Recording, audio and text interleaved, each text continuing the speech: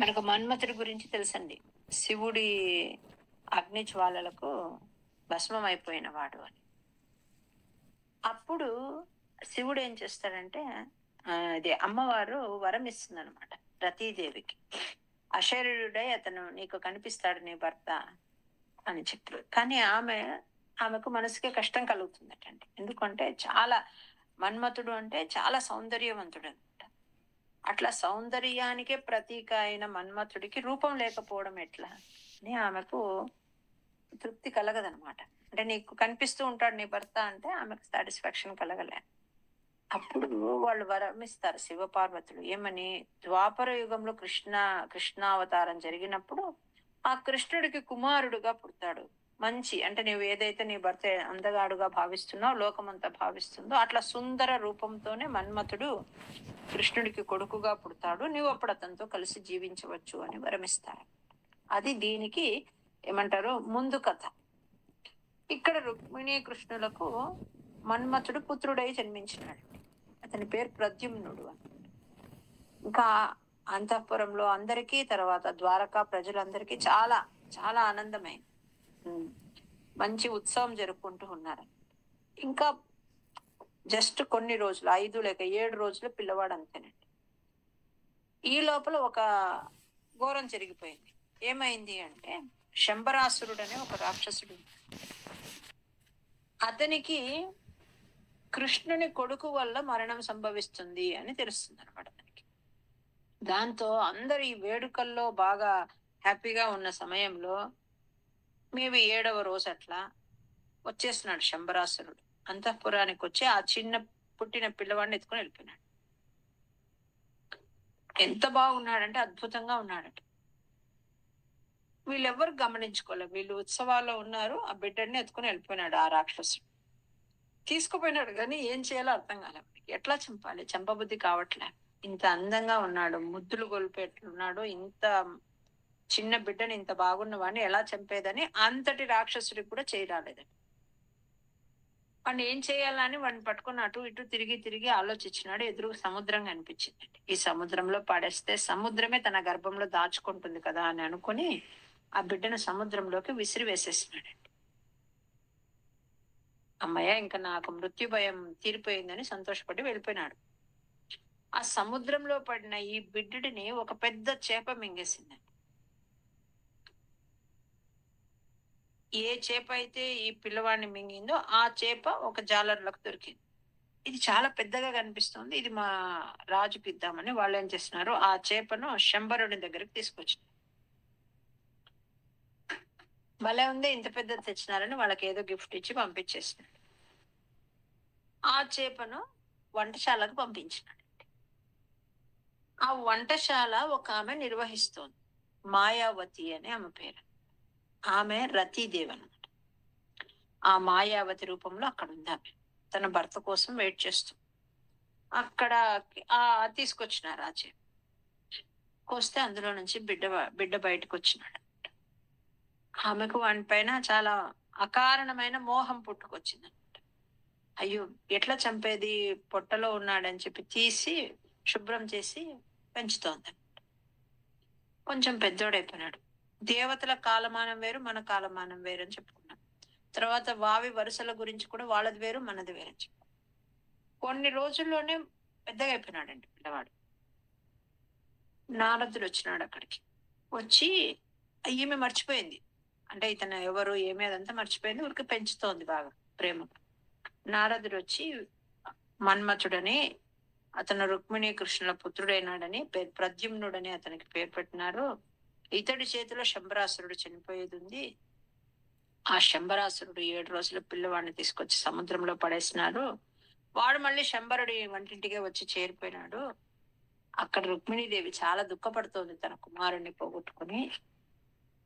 నువ్వెవరో కాదు, ఈ మన్మథుని భార్య అయిన రతీదేవి, నువ్వు మహాదేవుడు వరం ఇచ్చినాడు నీకు, నీ పతిని కలుసుకోవచ్చని భూలోకంలో సంచరిస్తూ ఆమె అక్కడ ఇక్కడ ఉండి లాస్ట్ కి ఇక్కడికి వచ్చింది అనమాట. ఇది కూడా ఎట్లా వచ్చింది అంటే శంబరుని చేత ఏమంటారు చెరపట్టబడింది. అంటే అతను ఈమెను వంట మనిషిగా పెట్టినాడు అనమాట అక్కడ. అతన్ని భర్తే అని నారదుడు చెప్తాడు. ఈ వీడి వధ అయిపోతే మీరు వెళ్ళిపోవచ్చు ద్వారకకు అని చెప్పి వెళ్ళిపోతాడు నారదుడు. ఇతను కొన్ని కొన్ని నెలల లోపలే చాలా పెద్దవాడైపోతాడు. ఎవరు? ప్రద్యుమ్నుడు. నారదుడు చెప్పినాక ఈమెకు తన భర్త అని తెలుసుకున్నాక అతని పైన విపరీతమైన ప్రేమానురాగాలు ఆ మాయావతికి. ఎందుకు? ఆమె రతీదేవి. ఆమె చూసే దృష్టి మారిపోయిందనమాట. ఆ మార్పు గమనించినాడు.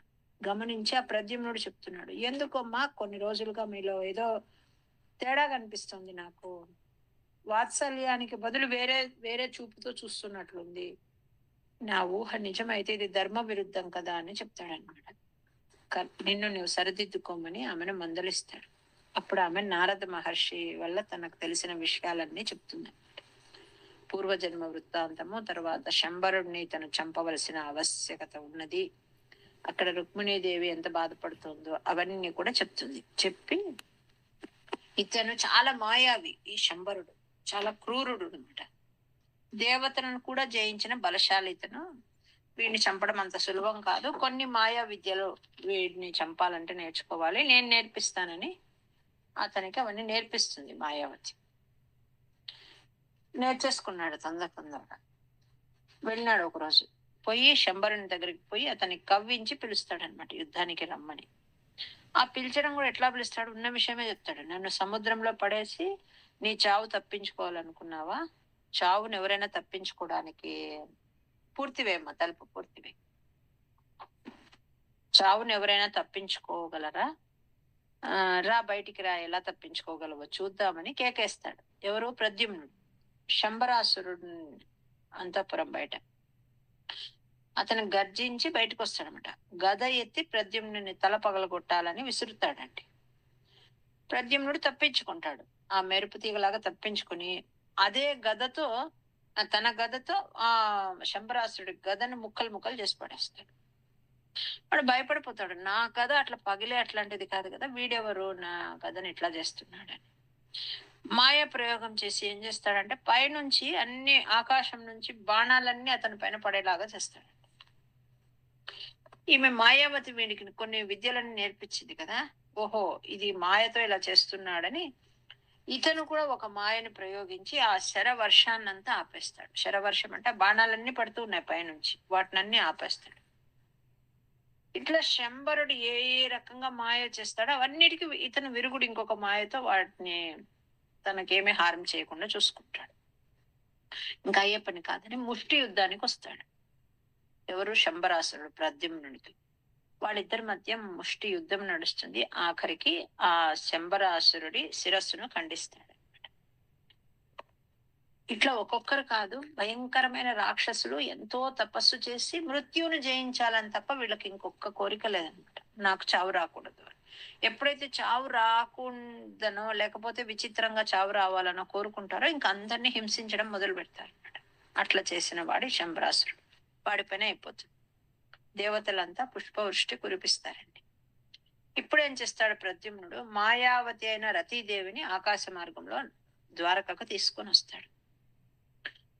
వచ్చి లోపల నడుస్తూ వస్తున్నారట అంతఃపురంలో. అక్కడ చూసిన అందరూ కూడా ఇతడు కృష్ణుడే అని భ్రమపడినారట అంతఃపుర కాంతలంతా. మళ్ళీ ఆ పక్కనున్న ఆ స్త్రీ ఎవరని అందరూ. రాజేశ్వరి గారు మ్యూట్ లో పెట్టుకోండి. జై గుర్త మేడం. వాళ్ళంతా పరిచారకులు వేరే వాళ్ళందరూ ఉంటారు కదా, వాళ్ళంతా కృష్ణుడే కృష్ణుడే అనుకుంటూ ఉన్నారండి. మరి ఆ పక్కనుండి ఆమె ఎవరు? ఇప్పటి వరకు ఎవరిని ఎప్పుడు చూడలేదు కదా అని చూస్తున్నారు. ఈ యువకుడిని చూస్తున్నారు అనమాట. అచ్చం కృష్ణుడిలాగే ఉన్నాడు, కృష్ణుడిలాగే ఉన్నాడని చూస్తూ ఉన్నారు. వాళ్ళు ఇంకొకరికి చెప్తున్నారు, ఇంకొకరికి సైగ చేస్తున్నారు. అందరూ వాళ్ళ చుట్టూ చేరేస్తున్నారు అనమాట. ఈ లోపల రుక్మిణీదేవికి తెలిసింది ఏదో, అంటే గుంపుగా ఉన్నారు, ఏదో మాట్లాడుకుంటున్నారు, ఏమిటి సందోహం అనుకుని ఆమె కూడా వచ్చి చూసింది. తన కళ్ళని తాను నమ్మలేకపోయిందట రుక్మిణి మాత కూడా. ఏమి అంటే అచ్చు నా భర్తలాగే ఉన్నాడు. ఎవరి యువకుడు? ఇతను చూస్తుంటే ఏదో నా మనసులో ఏదో ప్రేమ పొంగి పొర్లిపోతోంది. నా బిడ్డడు అపహరణకు గురి కాకపోయింటే ఈ వయసుకు వస్తుండేవాడు. ఇతనిలో ఆ పొలికలు కనిపిస్తున్నాయంటే ఈ పిల్లవాడు ఏమైనా నా తప్పిపోయిన పుత్రుడా అని ఆమెకు చాలా ప్రద్యుమ్నుని చూసి చాలా మమకారం అయిందట. హృదయం అంతా ఆనందంతో నిండిపోతోంది. అట్లా ఇదంతా అంతఃపురంలో జరుగుతుండే ఈ సందడంతా తెలుసుకుని ఏమీ తెలియనట్టుగా కృష్ణ పరమాత్మ అతనికి తెలియదా అండి, కానీ వాళ్ళు కూడా ఈ కష్టమంతా అనుభవించినారనమాట. దేవకి వసుదేవుల్ని పిలుచుకొని ఏమి అన్ని తెలిసి కూడా ఏమీ తెలియనట్టుగా అంత గమనిస్తూ అక్కడికి వచ్చినాడు కుతూహలంగా. అతను కూడా ఎవరు, కృష్ణ పరమాత్మ. అందరిలో అట్లా కుతూహలం మాక్సిమం రీచ్ అయ్యే వరకు ఉండి ఆ సిచ్యుయేషన్ లో నారదుడు వచ్చి ఆ శంబరాసురుడు ఎత్తుకుపోయినప్పటి నుంచి మళ్ళీ ఆ శంబరాసురుడి వధ జరిగే వరకు ఏమేం జరిగిందో అంతా అందరికి వివరించి చెప్తాడన్నమాట. మాయావతి ఎవరో కూడా చెప్పినాడు. అక్కడంతా వాళ్ళకి ఎట్లా అయిపోయింది అంటే మరణించిన బాలుడు బ్రతికి వచ్చినంత ఆనందం అయిపోయిందటండి అందరికి. చిన్న పిల్లోడే మళ్ళీ తిరిగి వచ్చినాడు అన్నట్లయిపోయింది. దేవకి వసుదేవులకు, బలరామకృష్ణులకు, రుక్మిణీదేవితో కూడిన మిగిలిన అంతఃపుర కాంతలు అందరూ కూడా ఆ రతీదేవి, ప్రద్యుమ్నుడు వీళ్ళని ప్రేమతో బాగా దగ్గర తీసుకుని ఆశీర్వదించినారు. రుక్మిణీదేవి సంతోషానికి అవధులు లేవటండి.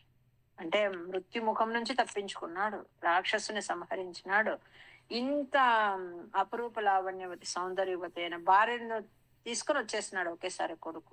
చిన్న పురిటి బిడ్డడు మిస్ అయిన వాడు ఇలా వచ్చాడని ఆనంద బాష్పాలు రాల్చింది. అట్లాంటి కోడలు దొరికినందుకు సంతోషపడిందట. ఎట్లాంటిది రతీదేవి అంటే ఎప్పుడు నిత్య నూతన యవ్వనవతి అటండి. అందుకే ఎవరైనా బాగా ఉంటే, అందంగా ఉంటే ఏం చెప్తారు, రతీదేవి లాగున్నావు అని చెప్తారు అదనమాట.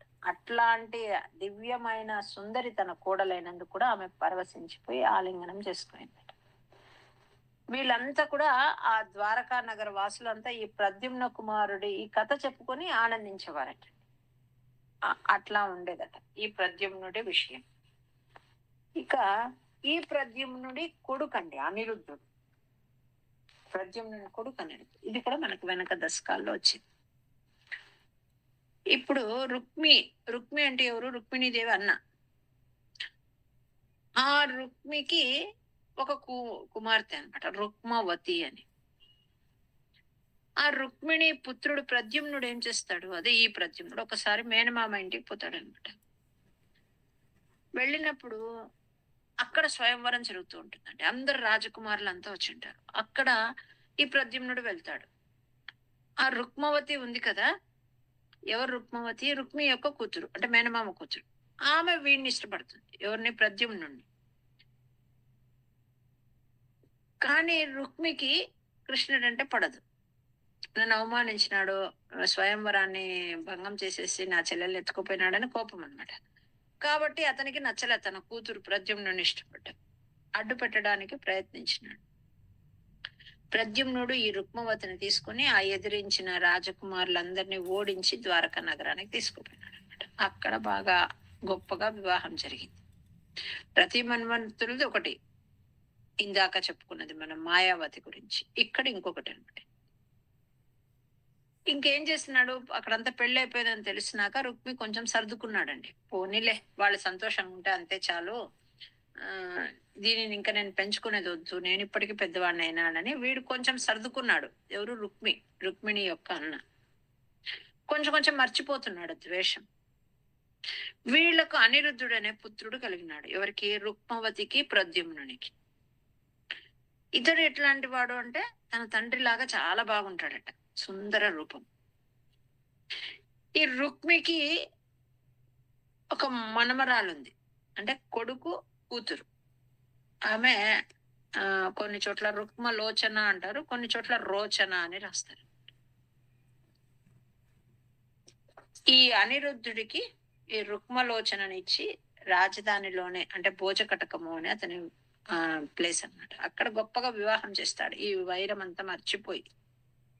ఆ వివాహ సందర్భంలో రుక్మిణీ కృష్ణుడు, బలరాముడు, ఇంకా ప్రద్యుమ్నుడు, సాంబుడు అందరూ కూడా బంధుజనం అంతా వస్తారు. అందరూ బాగా మర్చిపోయినారు పాత విషయాలన్నీ, బాగా హ్యాపీగా ఆనందంగా ఉన్నారు. చాలా మంది రాజులు కూడా సంతోషపడ్డారు రుక్మిలో ఉన్న మార్పును చూసి. కాకపోతే ఈ యాదవుల కీర్తి బాగా పెరిగిపోతుందండి. వాళ్ళ ఐశ్వర్యం ఎంత పెరుగుతోంది అంటే విపరీతమైన ఐశ్వర్యం, వాళ్ళ శక్తికి అడ్డు లేదు, కీర్తి, ఇవన్నీ చూసి కొంతమంది ఓర్వలేంతనం ఉండే ఉంటుంది. అందులో ఒకడు కళింగరాజు అనమాట.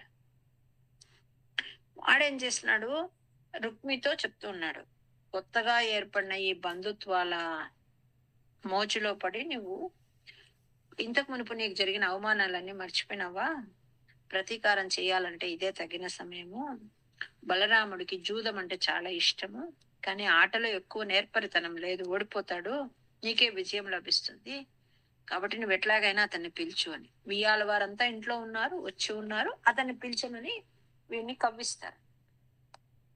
వీడు పాపం మారి ఉన్నాడు, కానీ ఎప్పుడైతే కొంతమంది రాజులు ఇట్లా చెప్పారో వాడిలో కొంచెం మళ్ళీ అహంకారం బయలుదేరింది. అంత కక్ష కనిపిస్తోంది, కుటిలత్వం అన్ని బయటకు వచ్చినాయి. మర్చిపోయినాడు, వివేకాన్ని కోల్పోయి బలరాముని జూదానికి రమ్మని పిలిచినాడండి. జూదం మొదలైంది. ఆట పెరిగే కొద్దీ పట్టుదలలు పెరుగుతూ ఉన్నాయి, పందాలు పెరుగుతూ ఉన్నాయి. ఆటలు ప్రతి ఆటలోనూ కూడా బలరాముడు ఓడిపోతూ ఉన్నాడు. కళింగ రాజు మిగిలిన రాజుల మధ్య ఉండడము, అట్లాంటి కొంతమంది ఏం చేస్తున్నారంటే ఏదో పళ్ళికిలించడము, నవ్వడము, హేళన చేయడం, ఇవి చేస్తూ ఉన్నారు బలరాముడు అసలే రోషం ఎక్కువ వస్తుంది. 1,00,000 బంగారు నాణాలను పందెం కట్టినాడు. ఈసారి ఏమైంది, బంగారు నాణాలు 1,00,000. రుక్మి ఓడిపోయినాడట. బలరాముడు గెలిచినాడు, కానీ ఓటమి ఒప్పుకోలేరు. లేదు లేదు, ఇంతకు మునుపంతా నువ్వే కదా ఓడిపోయింది, ఇప్పుడు కూడా నువ్వే ఓడిపోయినట్టు. ఈ బలరాముడు చూడండి, మీరంతా చూస్తున్నారు కదా, మీరు చెప్పండి ఎవరు ఆట గెలిచినారంటే. వాళ్ళంతా ఏం చేస్తున్నారంటే వాళ్ళే కదా రుక్మిణి నువ్వు ఆడని చెప్పిన వాళ్ళు, కాబట్టి పక్షపాత బుద్ధితో నిజం చెప్పకుండా ఊరికైపోయినారనమాట. ఇంకొకసారి ఆడదామన్నాడు బలరాముడు. సరే మళ్ళీ ఆడినారు. ఈసారి కూడా బలరాముడే గెలిచినాడు. మొదటి ఆటలన్నీ ఓడిపోయినాడు, ఆఖరి 2 ఆటలు మాత్రమే బలరాముడు గెలిచినాడు. ఇప్పుడు చెప్పండి గెలిపేవరదో అని అడిగితే ఈ రుక్మి ఏం చేస్తాడు, మొండిగా నాదే అని చెప్తున్నాడు. ప్రేక్షకులు ఎవ్వరు మాట్లాడండి. అప్పుడు ఆకాశవాణి పలికిందటండి, ఈ ఆటలో కూడా గెలుపు బలరాముడిదే, రుక్మి 2 సార్లు ఓడిపోయినాడు అని. ఆ అశరీరవాణి వినిపించినా కూడా మొండిగా ఈ రుక్మి ఏం చేస్తున్నాడు, నా చుట్టూ వీళ్ళంతా ఉన్నారు కదా, నా బలగం నాకేమని, ఎప్పటికైనా నాదే గెలుపు. జూదం ఎవరు ఆడే ఆట, రాజులు ఆడే ఆట. గోవులు తోలుకునే, అంటే గోవుల్ని మేపడానికి తీసుకెళ్తారు కదా, అట్లాంటి గొల్లలకి ఈ ఆటలో నైపుణ్యం ఎక్కడొస్తుంది? రాజులు మాలాంటి వారితో ఆడి మీరు గెలిచినామంటే ఎవరు ఒప్పుకోరు, చెల్లదు అని ఇదేదో మాట్లాడి నా హేళన చేస్తున్నాడు అనమాట. ఇంకా బలరాముడికి ఆగ్రహం వచ్చేసింది. ఇట్లా చుట్టూ చూసినాడు, ఒక ఇనుపది అక్కడ, ఒక ఇనుప ఏమంటారు, గుది అంటారు, ఒక గడారి లాంటిది అక్కడ కనిపించింది. దాన్ని తీసుకొని రుక్మిణిని ఒక్క దెబ్బ వేసేసినాడు, చనిపోయినాడు. రుక్మి ఎవరో రుక్మిణి యొక్క అన్న. ఇంకా వీళ్ళంతా అవహేళన చేస్తున్నారు కదా చుట్టూ, అందరికి ఒక్కొక్క దెబ్బ వేసేటప్పటికి అందరికి పళ్ళన్నీ ఊడిపోయినాయట, అట్లా కొట్టాడట. ఇంకా కొంతమంది ప్రాణ భయంతో పరిగెత్తిపోయినారట. అన్ని కూడా చూస్తున్నాడండి కృష్ణ పరమాత్మ, ఏమీ మాట్లాడలేదట, మౌనంగా ఉన్నాడట. తర్వాత ఈ గొడవంతా సమసిపోయినాక వాళ్ళందరినీ తీసుకొని రుక్మిణి బలరాములతో పాటు ద్వారకా నగరానికి చేరుకున్నారు. ఇది అనిరుద్ధుడి గురించి, ప్రద్యుమ్నుడి గురించి అండి. ఇంకా ఉషాదేవి గురించి ఉంది, అది మరి ఇంకొకసారి ఎప్పుడైనా చెప్తాను.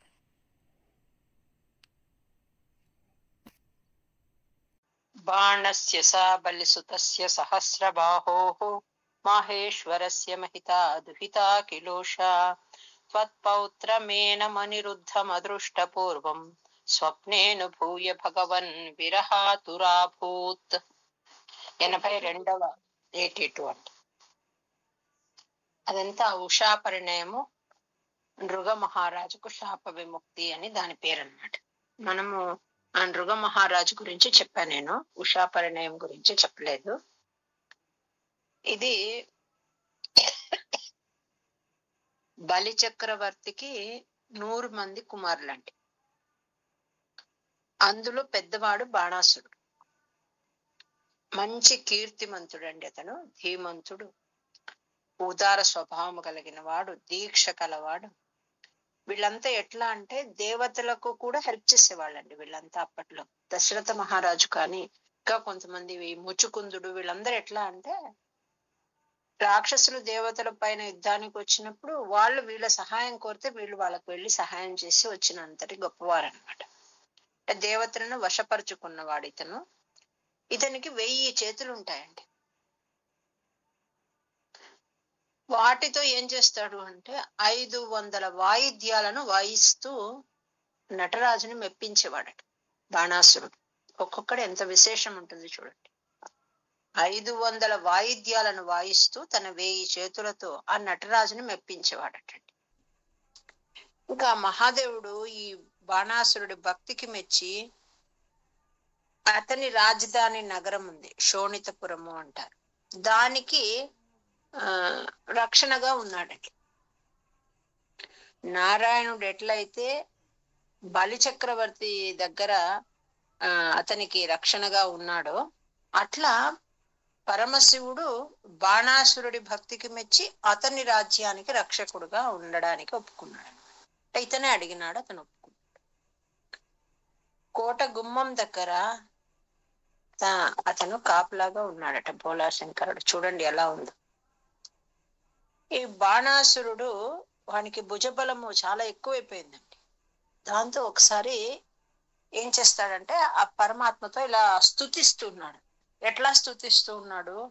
నువ్వు జగన్నాథుడివి, నువ్వు అట్లా నువ్వు ఇట్లా అనంతా స్వామిని పొగుడుతూ చంద్రశేఖరుడివి, భక్త సంరక్షకుడివి, నువ్వు పార్వతీ వల్లభుడు, నువ్వు అది నువ్వు ఇది అంతా చేస్తూ నిన్ను ఎవరు స్తుతించడానికి సాధ్యం స్వామి? ఈ భూమండలంలో నిన్ను ఎదిరించే వీరుడు ఒక్కడు కూడా కనిపించడం లేదు. నన్ను ఎదిరించగల వీరుడు ఎవ్వరూ కనిపించడం లేదు. ఎవరినట? 1000 చేతులు ఉన్న వీణ్ణి నీవు ఇచ్చినావు నాకు ఈ 1000 చేతులు. కానీ ఇవి పని లేక యుద్ధం చెయ్యాలని తాపత్రయపడుతున్నాయి. అంటే అంత భుజబలం అనవసరంగా కోరుకొని వరం పొందాడు. ఈ చేతులన్నీ ఏం చేస్తున్నాయంటే పని లేక యుద్ధం చెయ్యాలని తహతహలాడుతున్నాయి. కానీ నాకు సమానమైన ఉజ్జి దొరకడం లేదు, సమ ఉజ్జి. మంచి యుద్ధ రంగంలో తమ ప్రతాపంని ప్రదర్శించలేకుండా ఉండే ఈ చేతులు ఓన్లీ బరువు అనిపిస్తుంది. నీవు తప్ప నన్ను ఎదిరించి పోరాడగల వారు ఎవ్వరు లేరు. ఎవరండి ఈయనకు అది ఇచ్చింది? ఆ మహాదేవుడే ఇచ్చాడు. ఇప్పుడు ఆయనతో ఈ మాట్లాడుతున్నాడు, ఆయన్ని స్తుతిస్తూ ఉన్నాడు, ప్లస్ తన గురించి గొప్పగా చెప్పుకుంటున్నాడు. నువ్వు అంతటి దయా సముద్రుడవు, నువ్వు చంద్రశేఖరుడువు, నాగభూషణుడువు, అట్లంతా ఏదేదో పొగుడుతూ ఉన్నాడు. తర్వాత తన భుజబలం గురించి చెప్తున్నాడు. నన్ను ఎదిరించి నాతో యుద్ధం చేసే వాళ్ళు ఎవ్వరు లేరు నువ్వు తప్ప, కాబట్టి నువ్వు నా కోరిక తీర్చమని అడుగుతాడండి. దానికి మహాదేవుడికి అసహ్యం వేసిందట. తొందరపడద్దు, నీ కోరిక తీరే సమయం దగ్గరకు వచ్చేసింది. ఖచ్చితంగా నీకు సమవుచ్చి నాతో సముడైన ఒక వీరునితో నువ్వు యుద్ధం చేయగలవు. కానీ నీకు ఒక హింట్ ఇస్తున్నాను. నీ ధ్వజం అంటే ఏమంటే పైన ఉంటుంది జెండా. ఎవ్వరు దాన్ని పడేయకుండా అదంతికదే అకారణంగా నేలపైన పడిపోతుంది. అప్పుడు నీకు ఒక వీరుడు వచ్చి నీతో యుద్ధం చేస్తాడు అని చెప్తాడండి. వీడు యుద్ధము చేస్తాడు నీతో సముడు అనే పాయింట్ తప్ప వేరే ఏ విషయమో వీడి మైండ్కి ఎక్కల. సరే అయితే కాచుకొని ఉన్నాడు అనమాట. నాకు సమవుజ్జి ఎప్పుడు వస్తాడు, ఎప్పుడు నా జెండా పడిపోతుంది, ఎప్పుడు వస్తాడు, ఇంతేనండి అతను చూస్తుంటే. ఇది పూర్వరంగం ఇదంతా. ఇతనికి బాణాసురునికి ఉష అనే ఒక కూతురు ఉంటుందండి. ఆమె అతిలోక సౌందర్యవతి. ఒకసారి ఆమెకు కలలో ఒక అందమైన యువకుడు కనిపిస్తాడు. అతనితో సుఖిస్తున్నట్టు కల వస్తుందట. ఎవరో ఆమెకు తెలియదు కళ. అతడెవరో అతని గురించి ఎప్పుడు వినలేదు ఆమె. అప్పటి నుంచి ఆ కళలో కనిపించిన అతని గురించి ఆలోచిస్తూ వేరే విషయాలన్నీ మర్చిపోయింది ఆమె. ఏకాంతంగా కూర్చునేది, ఏడ్చేది, దిక్కులు చూసేది, ఏం తినకుండా ఉండేది, అన్ని అంటే స్వప్నంలో కలిగిన అనుభూతులను స్మరించుకుంటూ పిచ్చి చేష్టలు చేసేదట. బాణాసురునికి ఒక మంత్రి ఉన్నాడు అనమాట, కుంభాండు అని వాని పేరు. అతనికి ఒక కుమార్తె ఉంది, చిత్రలేఖ అని. ఈమె ఈ బాణాసురుని కూతురైన ఉషకు ఫ్రెండ్ అనమాట, మంచి ప్రియమైన చెలికత్తె. ఈమె తన స్నేహితురాలి యొక్క ఈ విచిత్ర వర్తనంతా గమనించింది. ఈమెకేదో ప్రేమ రోగం వచ్చిందని గమనించి ఆమె ఏకాంతంగా కలుసుకుని విషయం అంతా అడుగుతుంది. ఆమె చెప్తుంది డీటెయిల్స్ అన్ని. ఈ చిత్రలేఖ ఈమెకు ఫ్రెండ్ మాత్రమే కాదు, ఈమె కూడా అందాల రాశి. అంతేకాకుండా ఈమెకు చాలా యోగ శక్తులు తెలుసు అనమాట. తర్వాత మంచి చిత్రలేఖనము చేయగలదు. పేర్లు కూడా ఎలా ఉండేటో చూడండి. అప్పుడు చిత్రలేఖ ఈమె పేరు, చిత్రలేఖిని కూడా ఈమె. ఆమె చెప్తుంది, నీ బాధ నాకు అర్థమైంది. నిన్ను స్వప్నంలో అంతగా నీ మనసు దోచుకున్న అతని కనుక్కోవడానికి ఒక ఉపాయం తట్టింది. నేను నా డ్రాయింగ్ టెక్నిక్ తో, చిత్రలేఖ నైపుణ్యంతో, నాకున్న శక్తి సామర్థ్యాలతో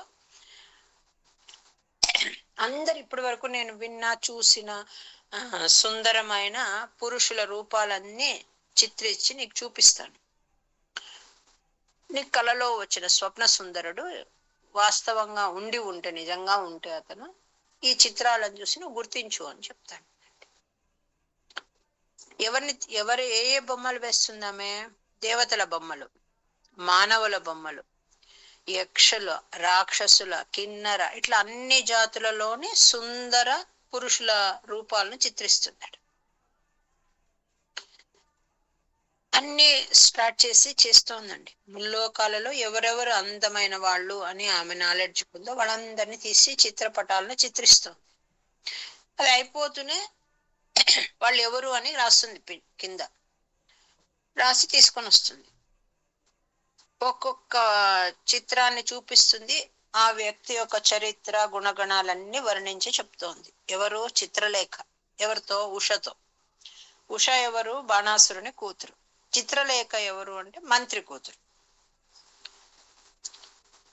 భూలోకంలో కూడా అనేక మంది రాజులు, రాజపుత్రుల చిత్రాలన్నీ చూపించిందండి. అందులో ప్రద్యుమ్నుడి చిత్రం చూపిస్తుంది.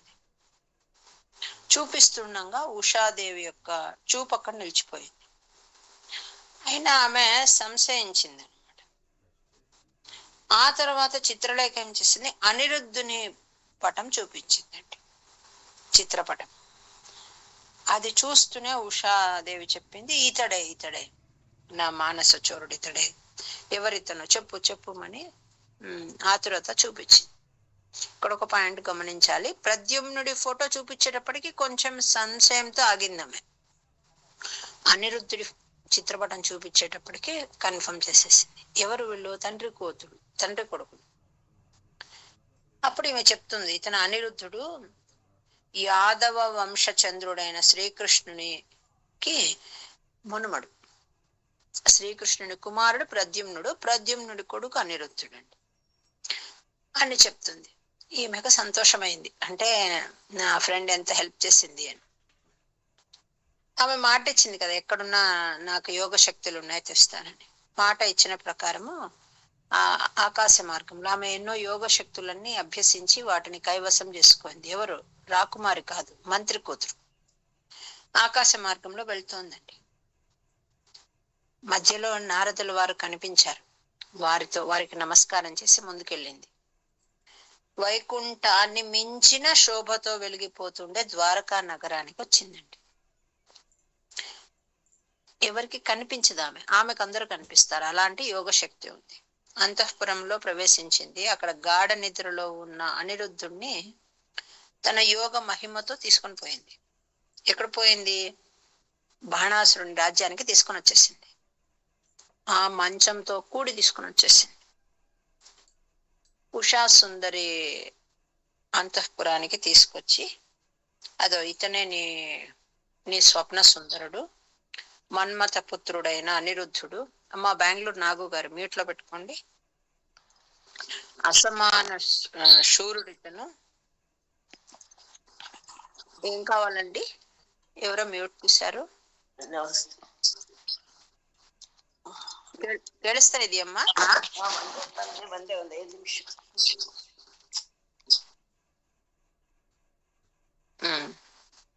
ఆమె అంతఃపురానికి తీసుకొచ్చి ఆమె రూమ్ లో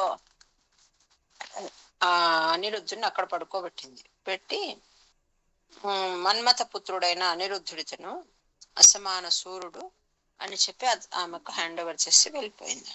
ఈమెకు ఆనందం పట్టలేకపోయింది.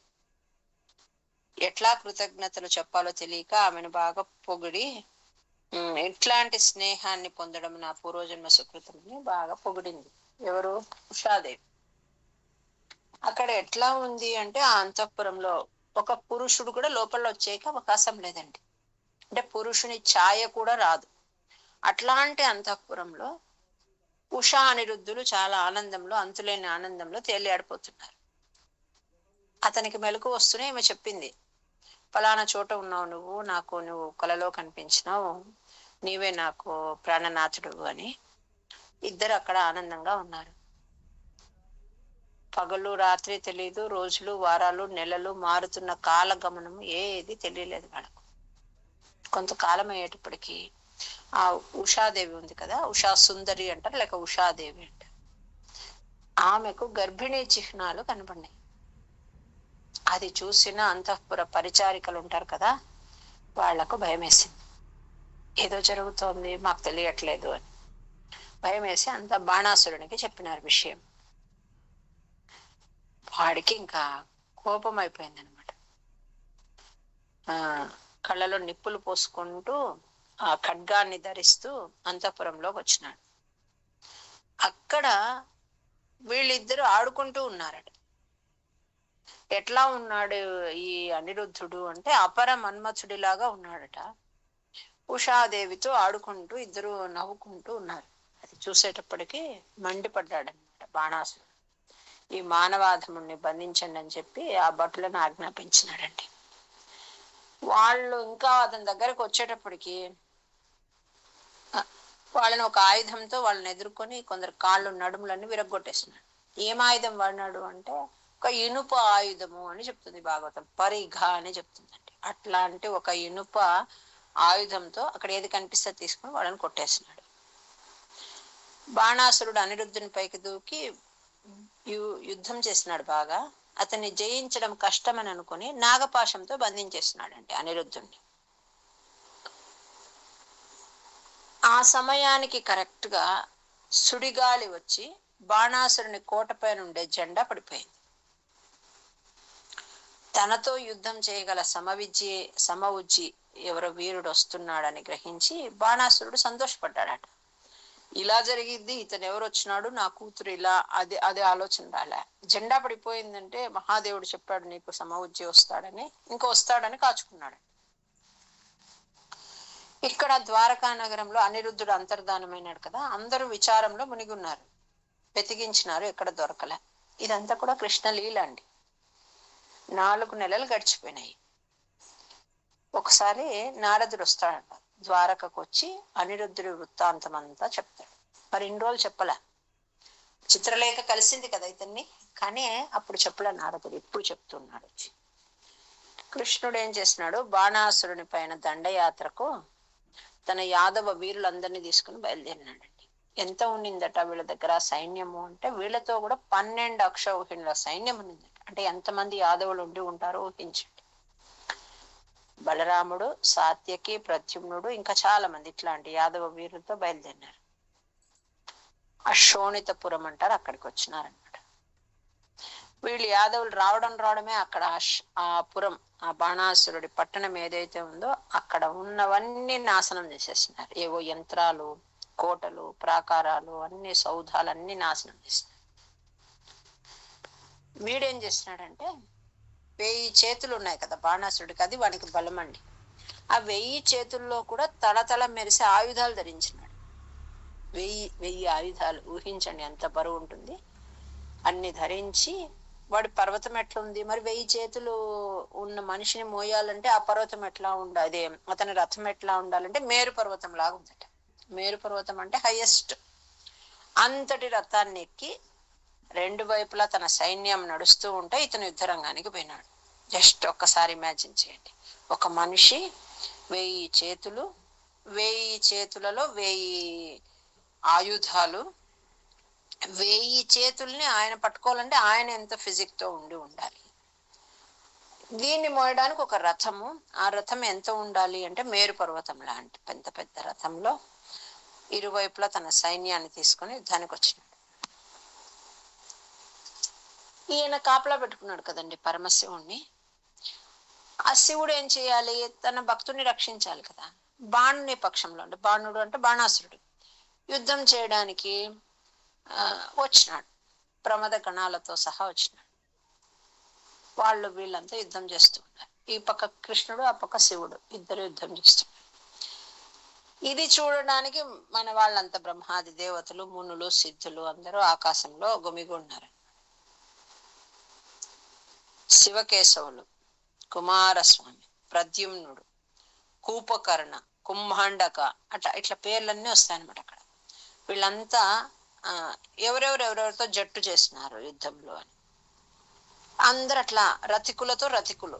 ఒక గొప్ప యుద్ధగాడు ఉన్నాడు అనుకోండి, అంటే ఇప్పుడు శివుడు కేశవునితో, కుమారస్వామి ప్రద్యుమ్నునితో, కూపకర్ణ అని వాడు కుంభాండకులతో, కూపకర్ణ కుంభాండక వీళ్ళిద్దరు బలరామునితో అనమాట. ఇట్లా అంటే వాళ్ళకన్నా తక్కువ బలం ఉన్న వాళ్ళని ఎంచుకోవట్లే, వాళ్ళతో సమ ఉజ్జీలను ఎంచుకొని చేస్తూ ఉన్నారు అంత. అశ్వం మీద వచ్చే వాళ్ళు అశ్వికులతోనే చేస్తున్నారు, రథికులతో రథికులు చేస్తున్నారు. అట్లా ఇతను ఏం చేస్తున్నారు, ఇట్లంతా యుద్ధం నడుస్తుంది. కృష్ణుడు తన శాంగం అనే ఆయుధాన్ని ప్రయోగిస్తే భూత పిశాచ గణాలన్నీ తరిమేసినాడు. శివుడు పాశుపతాస్త్రాన్ని ప్రయోగిస్తే కృష్ణుడు నారాయణాస్త్రాన్ని వేసి దాన్ని వ్యర్థం చేసినాడు అనమాట. ఇట్లా శ్రీకృష్ణుడు శివునిపై జృంభణాస్త్రం వేసి అతన్ని భ్రమింపచేసినాడు. ఇట్లా రకరకాల అస్త్రాలు వీళ్ళ యుద్ధాలన్నీ జరిగినాయి. ఈ కుమారస్వామి దెబ్బకు ప్రద్యుమ్నుడు తట్టుకోలేకపోయినాడు కొన్నిసార్లు కుంభాండక కూపకర్ణులు బలరాముడి దెబ్బలకు పారిపోయినారట. ఇట్లా సాత్యకితో యుద్ధం చేస్తున్న బాణుడు ఏమనుకున్నాడంటే, నేను వీనితో కాదు కృష్ణునితో చెయ్యాలి అని కృష్ణుని వైపుకి వచ్చినాడు. 1000 చేతులతో 500 బాణాలని ఒకేసారి విడిచిపెట్టినాడట కృష్ణ పరమాత్మ పైన. 500 బాణాలు ఉన్నాయి కదా, వాటినన్నిటిని పరమాత్మ ఒక్కసారిగా ఖండించి బాణుడి రథాన్ని, సారథిని, గుర్రాలను పడగొట్టేసినాడు. 500 బాణాలను ఖండించినాడు, బాణాసురుడి రథాన్ని విరిచేసినాడు, సారథిని పడగొట్టినాడు, ఇవన్నీ చేసినాడు. అప్పుడు వీళ్ళు అసురులు కదా, వీళ్ళు ఒక మాయ చేసినారు. అంటే ఒక స్త్రీమూర్తి దిగంబరంగా అక్కడ వచ్చిందట. వస్తూనే అట్లా నగ్న స్త్రీమూర్తిని చూడడానికి ఇష్టపడకుండా కృష్ణుడు ముఖం తిప్పుకున్నాడు అనే మాట ఒక దగ్గర వస్తుంది భాగవతం. అంటే మనకు కనిపించే అర్థం అది, లోపల ఇంకా వేరే ఏదో అర్థం ఉంటుంది. ఇది అనుకుని బాణుడు ఏం చేస్తున్నాడంటే కోటలోకి పారిపోయినాడండి. అంటే ఒక మాయ సృష్టించినాడు, ఒక శ్రీమూర్తిని అట్లా నగ్నంగా కనిపించేటట్టు చేసేటప్పటికి కృష్ణ పరమాత్మ తల తిప్పుకున్నాడట. బాణాసురుడు యుద్ధరంగం నుంచి వెనక్కి లోపలికి వెళ్ళిపోయినాడు, కోటలోకి వెళ్ళిపోయినాడు. ఇక్కడ ఏం చేస్తారు అంటే విష్ణు జ్వరము, శివ జ్వరము అని ఒక గురించి వస్తుందండి. అంటే కృష్ణ బాణాసురుల యుద్ధం జరిగింది. ఆ యుద్ధంలో శత్రు సైన్యం యొక్క నిర్మూలన కోసము బాణాసురుడు ఏం చేస్తాడు అంటే శివజ్వరం అనే అస్త్రాన్ని ప్రయోగిస్తాడు అనమాట. ఈ శివజ్వరం అనేది ఏమి అంటే ఒక వ్యాధి అండి. ఇది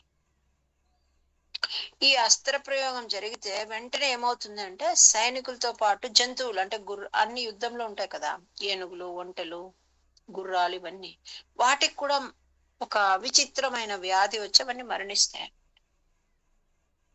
అంటే దీన్ని ఎట్లా చెప్పాలి అంటే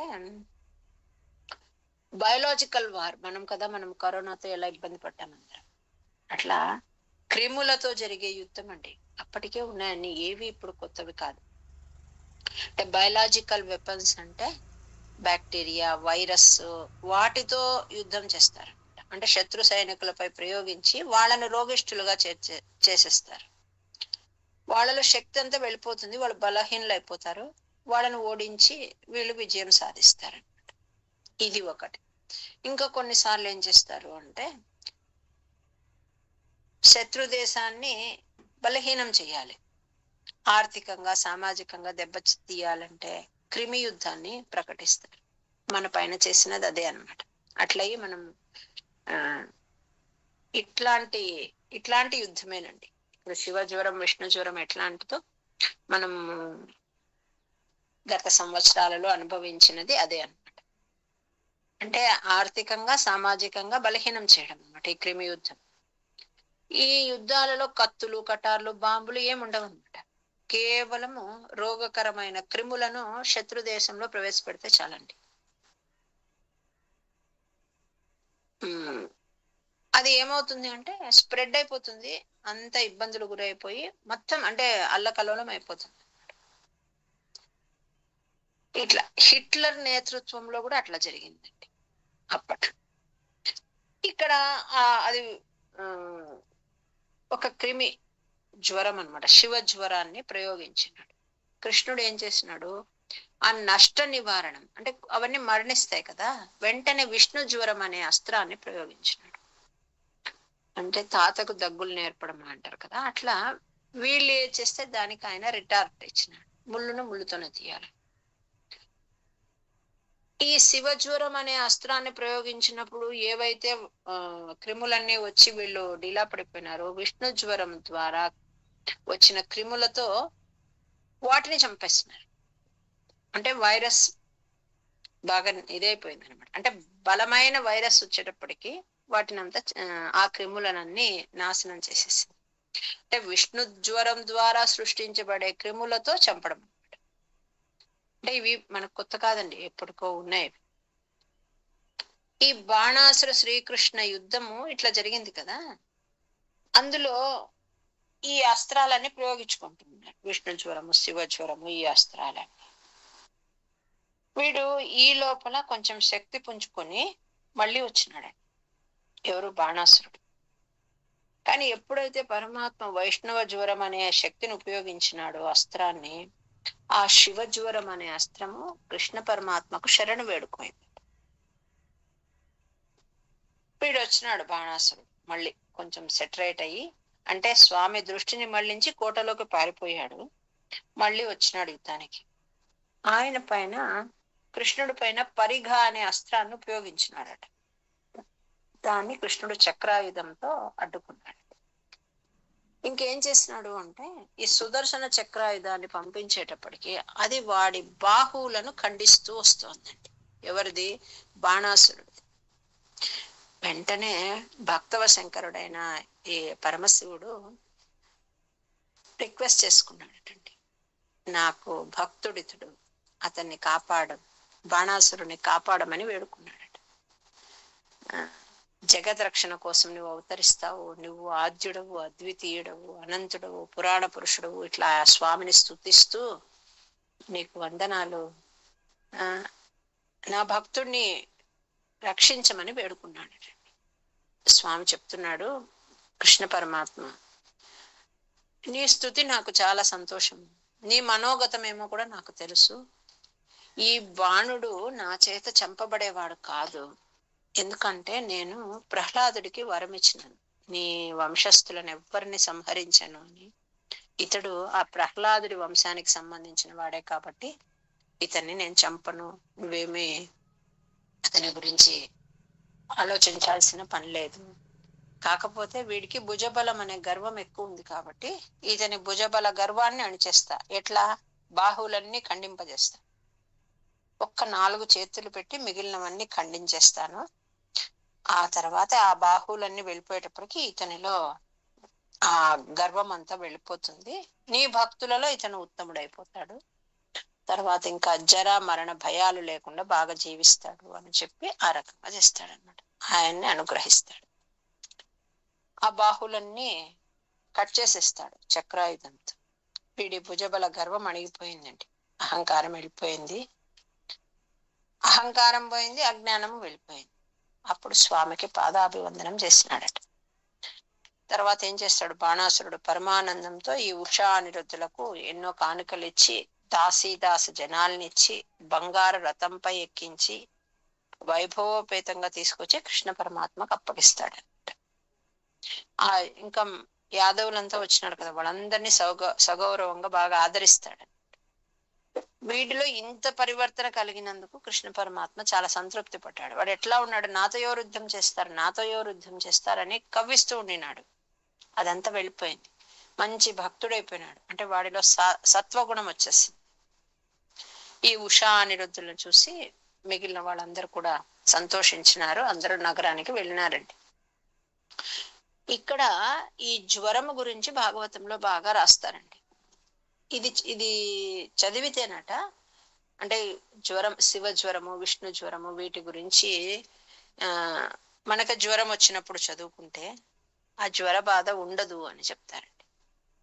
జ్వర బాధ నుంచి తప్పుకుంటాం. ఇంకా మనం ఇక్కడ శివుడు గొప్పన, విష్ణువు గొప్పన, ఇట్లాంటివి కొంచెం అనిపిస్తూ ఉంటాయండి. అంటే సాధనలో ముందుకు వెళ్ళిన వాళ్ళకి అవి రావు. కానీ మనము ఇంకా బిగినింగ్ స్టేజ్ లో ఉన్నాం అనుకోండి, మరి శివుడు తక్కువ వాడా, శివుని ఓడిచ్చేసినాడు అట్లా అనుకుంటూ ఉంటాం. ఇది ఎట్లా ఉంటుంది అంటేనండి, మనము ఇవంతా పురాణాలు అనమాట. ఇవన్నీ రాసిన దేవుడు వేదవ్యాసుల వారు. అన్ని పురాణాలు రాసింది అంటే శివ మహాపురాణం రాసింది ఆయనే, విష్ణు పురాణం రాసింది ఆయనే, దేవి భాగవతం రాసింది ఆయన, అన్ని ఆయనేనండి. ఎందుకు రాసినారు ఇట్లా అంటే, విష్ణు భక్తులకు విష్ణు పట్ల మంచి భక్తి కలగాలి, నిష్ట కలగాలి. కాబట్టి భాగవతాది పురాణాలలో విష్ణువు గురించి అలా రాస్తారండి. శివ భక్తులు ఉన్నారు, శివుణ్ణి తమ ఆరాధ్య దైవంగా భావిస్తారు. వాళ్ళలో శివుడి పైన భక్తి శ్రద్ధలు బాగా కలగాలి. కాబట్టి శివుడి యొక్క సర్వోత్తమత్వాన్ని రాస్తారు అక్కడ. ఇప్పుడు ఎగ్జాంపుల్ చెప్పాలంటే, అగ్నిలింగంగా శివుడు ఆవిర్భవించినప్పుడు బ్రహ్మ విష్ణువులు వెళ్ళి దాని ఆది అంతం ఎక్కడుందో తెలుసుకోవాలని వెళ్ళారు, తెలుసుకోలేకపోయారు అని చెప్పుకున్నాం. అట్లాగే విష్ణువు ఏం చేస్తున్నాడు, శివుణ్ణి అర్చించి సుదర్శన చక్రాన్ని పొందినాడు అని చెప్పుకున్నాం. తర్వాత దక్ష యజ్ఞం జరిగింది, మనం దక్ష యజ్ఞం గురించి చెప్పుకున్నాం. అక్కడ యజ్ఞ రక్షకుడుగా ఉన్నాడండి విష్ణువు. అతడు వీరభద్రుడి చేతిలో ఓడిపోతాడు అని వస్తుంది అందులో ఆ పురాణం. ఇట్లా అంటే శివ సంబంధమైన పురాణాలలో శివుడికి ఆయన సర్వోత్తమత్వాన్ని చెప్తారు, విష్ణువుని తగ్గిస్తారనమాట. అంటే శివ సంబంధ పురాణాల్లో ఇట్లుంటుంది, అంటే శివుడే పరముడు అని, అతనే సూపీరియర్ అని. విష్ణు పురాణాల్లో అట్లా ఉంటుంది. అమ్మవారి గురించి చెప్పేటప్పుడు అమ్మవారికి చాలా సుప్రీమసీ ఇస్తారు, వీళ్ళిద్దరిని తగ్గిస్తారు అనమాట. అంటే ఇక్కడ ఏం చేస్తారంటేనండి, మనం దీన్ని కరెక్ట్ సెన్స్ లో తెలుసుకోవాలి. నిన్న నేను అమ్మవార్ల గురించి చెప్తూ ఉన్నాను, ఈరోజు మధ్యాహ్నం భాగవతం క్లాస్ లో చెప్తాను, మీకు ఇంకా కొంచెం స్పష్టంగా అర్థమవుతుంది. అంటే అన్ని ఒక్క వేదవ్యాసుల వారే రచించినారు. ఇక్కడ ఎవరిని ఒకరిని కించపరచాలని లేదనమాట. ఇందులో ఏమంటారంటే, ఇతర దేవతల నింద లేదు అనే పాయింట్ మనం ఫస్ట్ బాగా కరెక్ట్ సెన్స్ లో అర్థం చేసుకోవాలి. మనకు నహి నిందా న్యాయం అంటారు దాన్ని. అంటే ఎవరిని నిందించరు, వాళ్ళకి కావలసిన వాళ్ళు ఎవరినైతే ఆరాధిస్తూ ఉంటారో ఆ దేవుడిని హైయెస్ట్ గా చెప్తారు. అంటే తాను ఉపాసించే దైవానికి గొప్ప భావనతో, అంటే అందరికన్నా అది కూడా అనే భావనతో కొలుచుకోవాలనేది ఇక్కడ ఉద్దేశం అనమాట. ఈ భావన ఎట్లా ఉంటుంది అంటే, ఈ తత్వం ఒకరు విష్ణువు చాలా గొప్ప అని ఉపాసిస్తే ఇంకొకరు శివుడు అని ఆరాధిస్తారండి, ఇంకొందరు శక్తి అంటారు. అంటే ఉపాసనా సంప్రదాయాలు ఎన్ని ఉన్నా కూడా పరమాత్మ తత్వం ఎట్లా ఉంటుంది అంటే, మనం వివేకంతో దాన్ని కొంచెం అర్థం చేసుకోవాలన్నమాట. ఇప్పుడు మనం ఏం చేస్తామంటే, ఏదో కోరికతో కోరుకుంటామండి, దైవాన్ని పూజిస్తాం, ఒక కోరిక కోరుతాం. దైవాన్ని తన కోరిక తీర్చే దేవతగా మాత్రమే భావిస్తారు కొంతమంది. ఆ దేవత బాధ్యత ఏమి అంటే ఆ కోరిక తీర్చడం వరకే. అదే మనము కోరిక కాకుండా మనం ఏ దేవతనైతే ఉపాసిస్తామో, శివుడో విష్ణువో గణపతో అమ్మవారో ఏదో, పరతత్వంగా భావించి మనం భక్తితో ఉపాసిస్తేనటండి మనకు జ్ఞానము ముక్తి లభిస్తాయి. కానీ మనం ఏం చేస్తామంటే మన కోరిక తీరాలి, ఒకవేళ తీరలేదంటే దేవుణ్ణి మార్చేస్తాం అనమాట. ఈ దేవుడు వద్దు ఇంకొక దేవుడు అది చేద్దామని. అట్లా ఇప్పుడు భస్మాసురుడి విషయమే తీసుకోండి. శివుని ఎట్లా ట్రీట్ చేసినాడు, తన కోరిక తీర్చే దేవతగా మాత్రమే పూజించినాడండి. అంతవరకే అతడి దృష్టి. అతనికి పరమాత్మ భావన కలగల, కాబట్టి అతనికి జ్ఞానం లభించలేదు అనమాట. ఇక్కడ ఒక పాయింట్ గుర్తుపెట్టుకోవాలి. ఏ రూపంలో దేవుడు మనకు అనుగ్రహిస్తాడో ఆ రూపంలో శిక్షించారండి. అంటే అక్కడ తల్లి భావన ఉంటుంది. ఇప్పుడు శివుడు వరం ఇచ్చినాడు, శివుడు సంహరించలేడా? సంహరించగలడు, కానీ చెయ్యడు అనమాట. భస్మాసురుడిని శివుడు సంహరించలేదండి. ఆయనకు లెక్కన భస్మాసురుడు, కానీ చేయలేదు. వాళ్ళ నియమం ఎట్లా అంటే వరం ఇచ్చిన రూపంతో శిక్షించకూడదు అనమాట.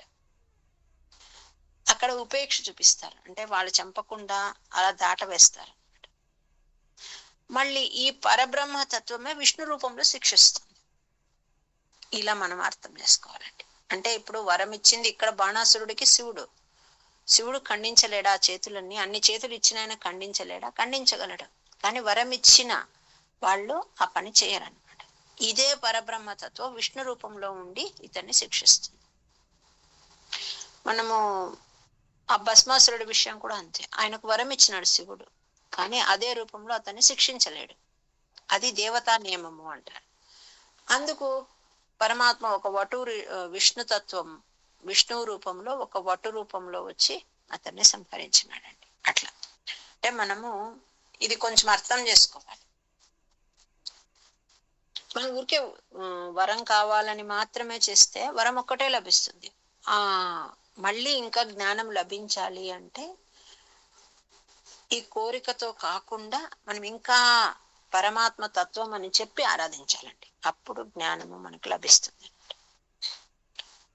ఈ బాణాసురుడిది కానీ ఆ భస్మాసురుడిది కానీ ఇదే అన్నమాట.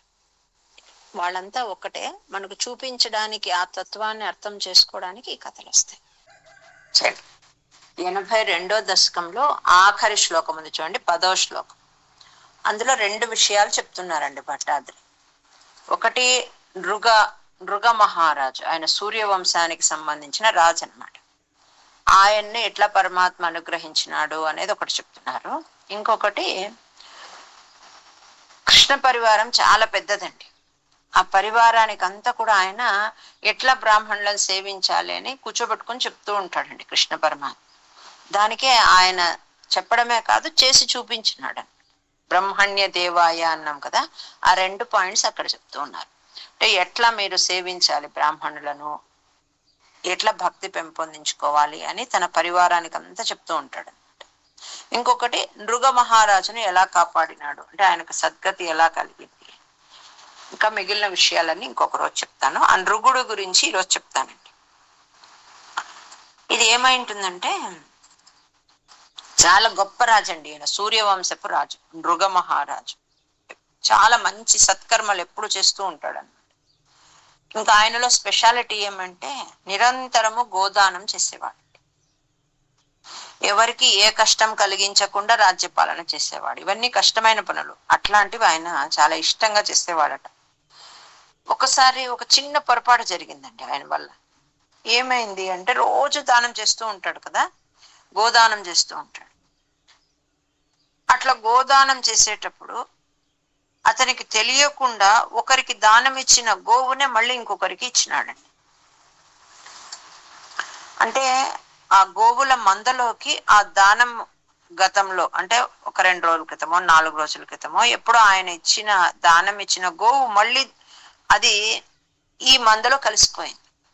అంటే ఇప్పుడు ఎవరికో దానం ఇచ్చినారు, అతని వెంట వెళ్ళిపోయింది, కానీ అది మళ్ళీ దావా వెతుక్కుంటూ తన పాత మందలోకి వచ్చేసిందండి ఆవు. అది తెలియక ఈయన ఏం చేస్తున్నాడు, ఆల్రెడీ దానం ఇచ్చిన గోవునే తిరిగి ఇంకొకరికి దానం ఇచ్చినాడు. ఆయన తీసుకొని వెళ్తుండేటప్పుడు ఇంకొక బ్రాహ్మణుడు చూశాడు. ఇది నాకు మొన్నటి రోజున మహారాజు నాకు దానం ఇచ్చినాడు, అది నేను నీకు ఇవ్వనని గొడవ చేస్తాను. ఈయన లేదు, ఈ రోజే అందరు ఎదురుగా నాకు ఇచ్చాడు, ఇది నాదే అంటాడు అనమాట. అట్లా వాళ్ళిద్దరు బ్రాహ్మణులు నాదని గొడవ పడుతూ ఉంటారు. చివరికి ఆ గోవుని తీసుకొని ఇద్దరు వచ్చినారు రాజు దగ్గరికి. వచ్చి వాళ్ళ సమస్య చెప్పినారు అనమాట. వాళ్ళ ఆ తగాదా విని రాజుకు బాధ అయిందటండి. అయ్యో ఎంత పొరపాటు చేశాను నేను అని. దీని ముందు ఆయనకి ఇచ్చిన మాట నిజమే, ఆయన చెప్పేదాన్ని బట్టి. ఎందుకంటే అబద్ధం చెప్పడు కదా అతను. తనకు గోవు ఇచ్చినానని చెప్తున్నాడు, ఏ రోజు ఇచ్చినాను, ఎవరి సమక్షంలో ఇచ్చినాము అన్ని చెప్తున్నాడు, అది అబద్ధం కాదు. ఆ ఆవు తన పాత మంద దగ్గరకు వచ్చేసిందండి, అది తెలియదన్నమాట. ఆ గోపాలకులు తెలియక తీసుకొని వచ్చేస్తున్నారు. ఆవుల మందలో నుంచి ఏదైతే ఆల్రెడీ దానం ఇవ్వబడిందో ఆ గోవు ఆ మందులో కలిసిపోయింది. ఆ గోవుని తీసుకుని వచ్చాడు గోపాలకుడు. దాన్ని తెలియక నేను దానం ఇచ్చినాను అని వాళ్ళను క్షమాపణ అడుగుతాడండి. ఎవరు? నృగ మహారాజు. దీని బదులు ఇంకొక మంచి 100 గోవులు దానం ఇస్తాను, ఈ ఆవును అతనికి ఇచ్చేసేయండి. అతనికి నేను ఫస్ట్ ఇచ్చేస్తున్నాను కదా దానము, అది అతనికి ఇచ్చేసేయండి. నేను మీకు దీని బదులుగా, అంటే నేను చేసిన పొరపాటుకు ఇంకా 100 గోవులు దానం ఇస్తాను మీకు అని మొదట బ్రాహ్మణుడితో చెప్తున్నాడు అన్నమాట. కానీ అతను అంటున్నాడు, ఇది చాలా శ్రేష్టమైన ఆవు, ఇది నేను ఇవ్వను. అంటే మీరు నాకు ఇచ్చేసినారు, ఇది మా ఇంట్లో తిరుగుతూ ఉన్నింది, అది ఎట్లో తప్పించుకొని మీ మందులోకి వచ్చేసింది. నువ్వు ఎన్ని ఇచ్చినా కూడా నేను వాపస్ ఇవ్వను మహారాజా, నాకు ఇస్తే అదే ఇవ్వండి, లేకపోతే వద్దని కోపం చేసుకుని వెళ్ళిపోయినాడండి. వాళ్ళిద్దరు బ్రాహ్మణులకు తెలుసు, అంటే ఇది పొరపాటు, రాజు కావలసిగా చేసినది కాదని. ఆ మందలో నుంచి వచ్చింది, దాన్ని ఇచ్చేస్తున్నాడు. దాని బదులు ఇంకోటి ఇస్తానంటున్నాడు. 1 కాదు 100 ఇస్తానంటున్నాడు. కానీ వాళ్ళు ఒప్పుకోలేదండి, ఇద్దరు వెళ్ళిపోయినారు. ఇంకా రెండవ అతన్ని అడుగుతున్నాడు, ఈ గోవుతో పాటు ఇంకా నీకేం కావాలో అవన్నీ ఇస్తాను, రత్నాలు, మణులు, ఆభరణాలు, ఇంకా ఏమన్నా ఇస్తాను.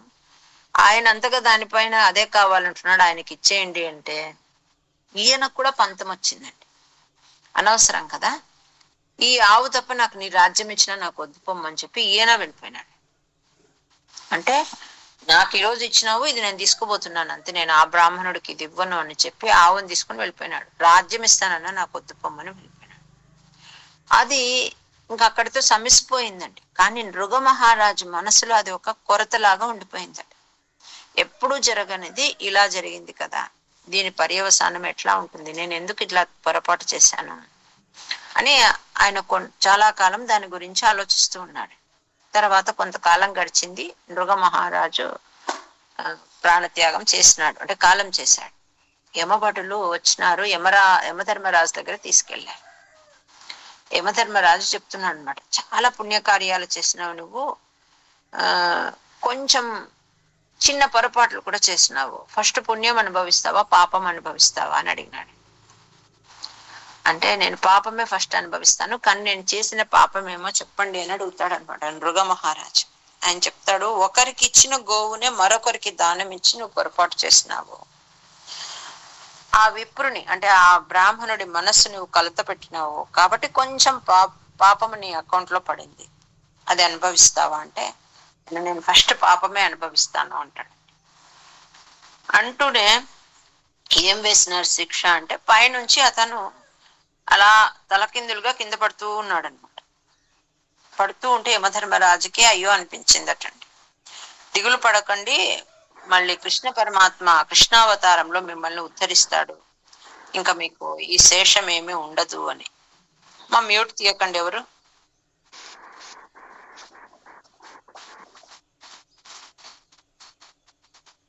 మీకు ఇంకా అప్పటితో మీకు సద్గతి కలుగుతుంది, శాశ్వత సౌఖ్యం కలుగుతుంది అని యమధర్మరాజు చెప్తాడు.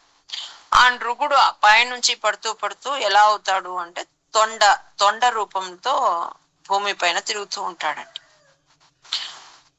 ఒకరోజు అనుకోకుండా ఒక బావిలోకి వెళ్ళిపోతాడు. ఆ బావిలోకి, అంటే నూతిలోకి చేరిన మరుక్షణమే అతని శరీరం బాగా పెద్దగా అయిపోతుందండి. ఇంకో సందర్భంలో కూడా ఇంకొకరి శరీరం ఇలా పెద్దగా అయిపోయేది మనం ఒక అవతారంలో చెప్పుకున్నాం. ఎవరిదండి?